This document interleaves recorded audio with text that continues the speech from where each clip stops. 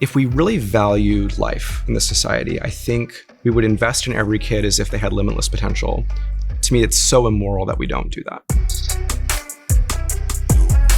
As a kid growing up in Orange County, I was a first-generation college student, and I was the first in my family to go to law school. The respect and deference and presumption of intelligence that I received after having a fancy diploma, I think really revealed to me that so much of this is all fake.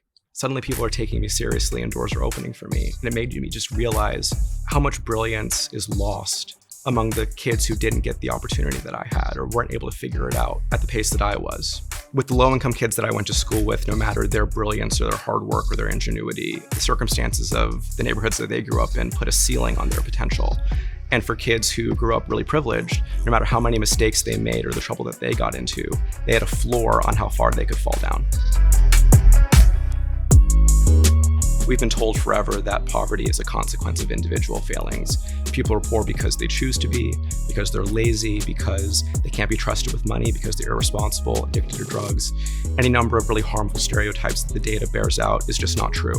Epic works to try to tell a more accurate and authentic story about what poverty looks like in California, and then tries to advance policy solutions that are rooted in people's lived experience that ultimately seek to abolish poverty in the state. I'm the president of the organization, so I lead our strategic priorities across our narrative and storytelling work, our policy and advocacy work, and our place-based organizing work. As an organization, we are constantly on the ground, on the road, talking to people living in poverty to make sure the policies we're advocating for are led by them and led by their lived experience. So we tour the state from the Oregon border down to San Diego. We want to get to every county within California, all 58, within the next few years. Epic spends a lot of time in communities of color across the state, but in particular the Bay Area. Last August, we were in Antioch, which is the eviction capital of the Bay Area, meeting with mostly Black and Latino renters in the city, all of whom were facing eviction at one point in their lives. We're working with legislators in both the Assembly and the Senate to put together a package of legislation that's going to be focused on ending poverty in the state.